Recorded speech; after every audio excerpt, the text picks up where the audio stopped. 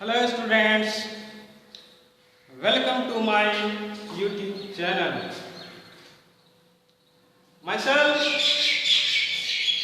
Dr. Mohammad Rashidullah, Department of Geography, MM College, Bhagalpur. भूगोल विषय में मैं आज आपका क्लास लेने जा रहा हूँ, जिसमें मैंने जो टॉपिक सेलेक्ट किए हैं वो internal structure of the earth, पृथ्वी की आंतरिक संरचना। पृथ्वी की आंतरिक रचना का अध्ययन वास्तव भूविज्ञान की विषय वस्तु है, परंतु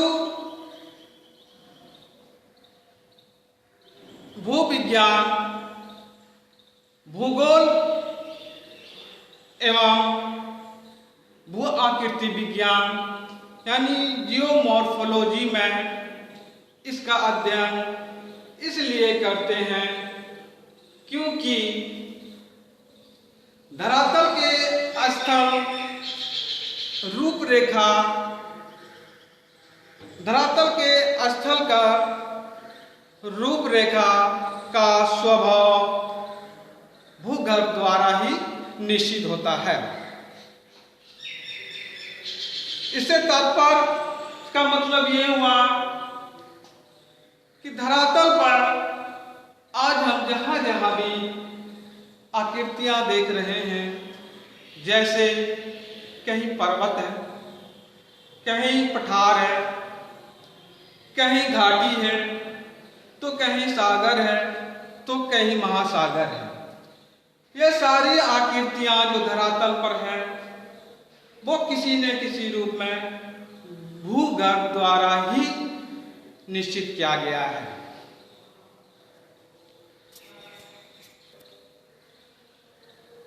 पृथ्वी के आंतरिक भाग की वास्तविक स्थिति तथा उसकी बनावट के विषय में सही जानकारी प्राप्त करना बहुत ही कठिन कार्य है,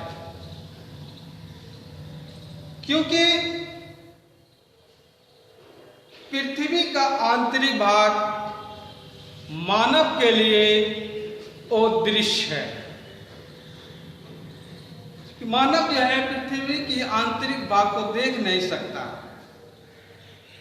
इसलिए पृथ्वी की आंतरिक भाग की सही जानकारी प्राप्त करना बहुत ही कठिन कार्य है। पृथ्वी के आंतरिक संरचना के विषय में जानकारी देने वाले स्रोतों को 3 वर्गों में विभाजित किया जा सकता है। जैसे आप देख सकते हैं 3 भाग, जो 3 स्रोत है, सोर्सेस है, आपके सामने है। सोर्स जो है, पहला सोर्स है आर्टिफिशियल सोर्स। आर्टिफिशियल यानी अप्राकृतिक सोर्स। अप्राकृतिक सोर्स के 3 तत्व हैं। पहला, बेस्ड ऑन टेम्परेचर यानी तापमान के आधार पर। दूसरा, बेस्ड ऑन डेंसिटी घनत्व के आधार पर। और तीसरा, बेस्ड ऑन प्रेशर दबाव के आधार पर। यह पहला सोर्स है। दूसरा, evidences from the theory of the origin of the अर्थ। और तीसरा, नेचुरल सोर्स प्राकृतिक स्रोत। प्राकृतिक स्रोत में जो तत्व है, पहला वोल्केनिक इरप्शन यानी ज्वालामुखी उद्गार, और दूसरा है सिस्मोलॉजी भूकंप विज्ञान। आज का क्लास हम यहीं तक खत्म कर रहे हैं। फिर नेक्स्ट क्लास में विस्तार रूप से